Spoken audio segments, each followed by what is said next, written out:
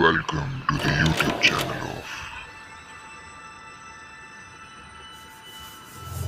of Accounts का बाप. Guys, welcome back to the YouTube channel of Accounts का बाप, your one-stop channel for all your accounting needs. आज हम करने वाले question number 2, page number 305 of the bill of exchange series.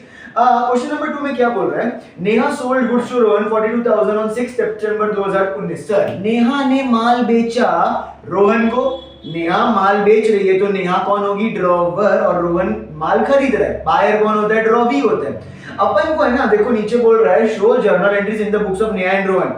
मतलब drawer के पॉइंट ऑफ व्यू से और ड्रॉवी के पॉइंट ऑफ व्यू से दोनों से करना है. ठीक है, सबसे पहले अपन ड्रॉवर मतलब नेहा के पॉइंट ऑफ व्यू से कर रहे हैं. तो पहली एंट्री क्या बनती है? 6 सितंबर को नेहा ने माल बेचा. माल बेचने की एंट्री बनती है पहली, गुड्स सोल्ड ऑन क्रेडिट. उधारी में माल बेचा. माल बेचने की एंट्री क्या होती है? सर, पहले हम डालेंगे यहाँ पर कॉमन ईयर. कॉमन ईयर क्या है हमारा? 2019. तो यहाँ पे हम 2019 एज इट इज लिख देंगे और नीचे लिखेंगे फिर 6 सितंबर. अब है ना, SEPT क्वेश्चन में तो दिया हुआ है पर हमको फुल फॉर्म लिखना है पूरा. तो 6 सितंबर हम पूरा लिखेंगे. ठीक है, शॉर्टकट कहीं पर भी लिखना नहीं चाहिए यहाँ पे. अब अपने को सेल्स की एंट्री करनी है. तो सेल्स किसका है? सामने वाला कौन है? रोहन. सो एंट्री बनेगी तुम्हारी Rohan account debit to sales account. Simple. So Rohan account debit to sales account. हमने कितने का माल बेचा है सर? 42,000 का माल बेचा है. तो अपन को अपने पॉइंट ऑफ व्यू से सोचने का कि अपन ही नया है. Being goods sold on credit. Being goods sold on credit. Simple.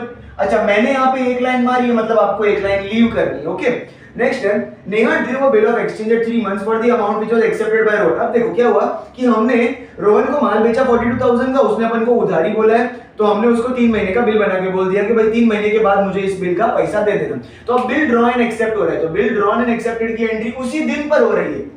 तो वापस मेरा डेट आएगा 6 सितंबर. 6 सितंबर के दिन बिल ड्रॉन एंड एक्सेप्टेड की एंट्री होती है bill receivable account debit to, सामने वाला कौन है? रोहन. तो टू रोहन अकाउंट. और बिल कितने का बनेगा? ऑफ कोर्स 42,000 का माल बेचा तो 42,000 का बिल भी बन जाएगा. बीइंग, तो नरेशन में क्या हुआ? Bill drawn and accepted. Being bill drawn and accepted. हमेशा एक चीज लिखना कंपलसरी, वो है यहाँ पे पीरियड फॉर 3 मंथ्स. यहाँ पे एक लाइन आपको फिर से लीव करनी होगी.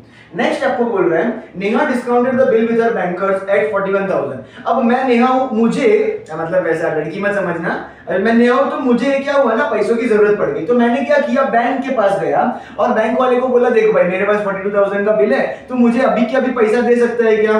बैंक वाले ने बोला दूंगा पर 1,000 काट के दूंगा क्योंकि वो भी तो कुछ कमाएगा.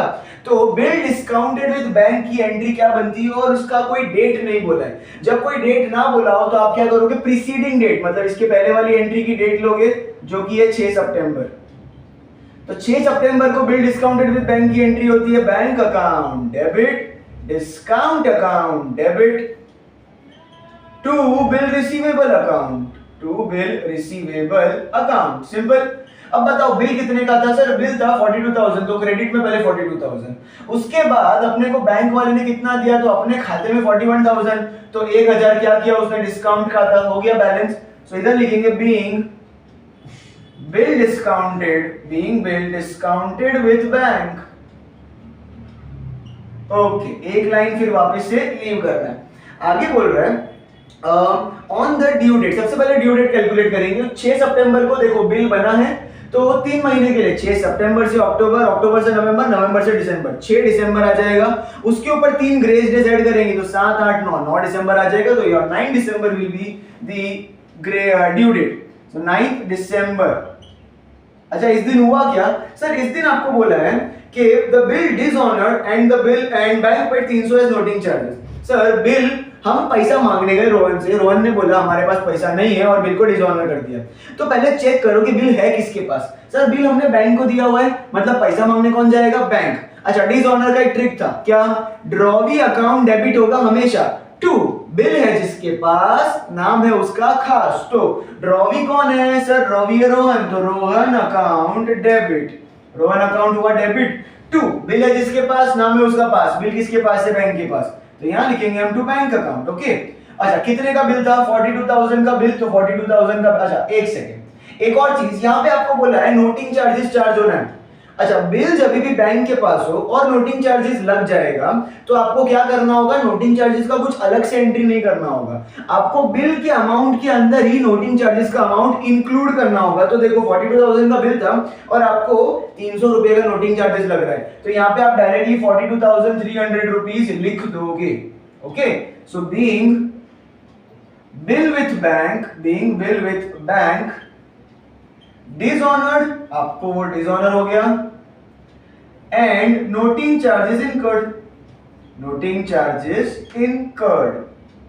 ओके, अच्छा, इसी के साथ तुम्हारा ये वाला पार्ट हो गया खत्म, क्योंकि इसके आगे तुमको कोई भी जर्नल एंट्री करने को बोला नहीं है, इधर तक ही करना है। अच्छा, ये सेम एंट्रीज अब फटाफट अपन रोहन के बुक में करेंगे, मतलब ड्रॉ वी के पॉइंट ऑफ व्यू से।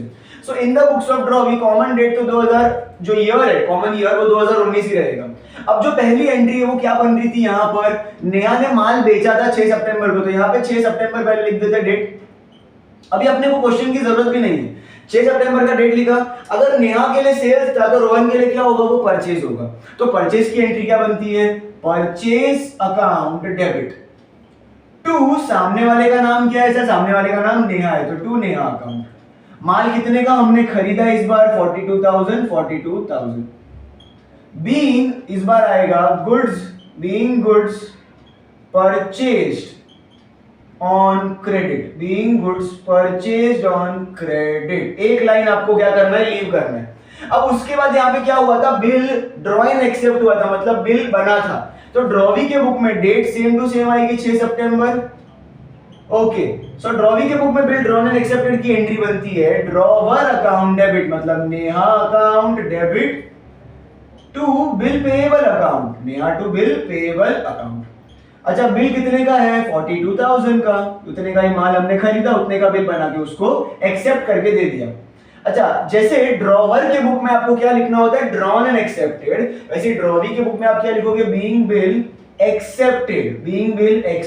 कितने महीने के लिए आपने एक्सेप्ट किया, 3 मंथ्स के लिए, तो फॉर 3 मंथ्स, एक लाइन लीव। अब देखो इसके बाद क्या हुआ था ना, यहाँ पे 6 तारीख को नेहा ने बिल को बैंक के साथ डिस्काउंट कराया था। तो ट्रांजैक्शन किसके बीच में हो रहा था, बैंक के साथ, बैंक वाला और नेहा ड्रॉवर के बीच में हो रहा था।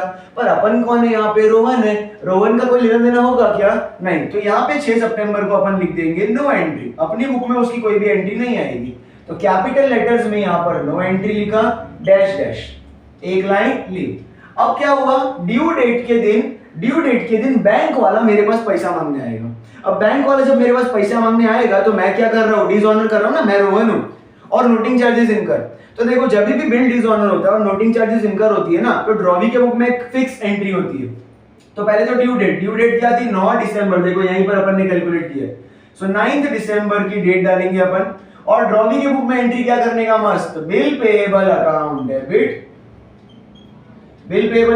डेबिट, नोटिंग चार्जेस हमेशा इसको अलग शो करना पड़ता है, तो noting charges account debit to drawer कौन है सर, ड्रॉवर है ये नेहा, तो टू नेहा अकाउंट, मेरी नेहा नहीं है, नेहा अकाउंट, ठीक है। अब बिल कितने का है सर, बिल है 42,000 का, और नोटिंग चार्जेस कितना लग रहा है, 300।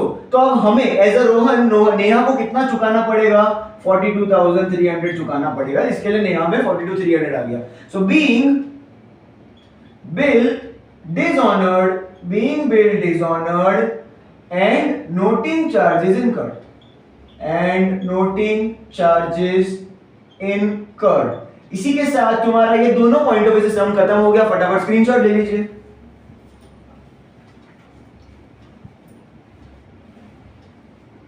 इसी के साथ हम इस वीडियो को एंड करेंगे। आई होप आपको ये पूरा वीडियो समझ में आया होगा। अगर समझ में आया तो यार लाइक शेयर और सब्सक्राइब का बटन ठोक के मारो, और तो अगले वीडियो तक के लिए बाय बाय।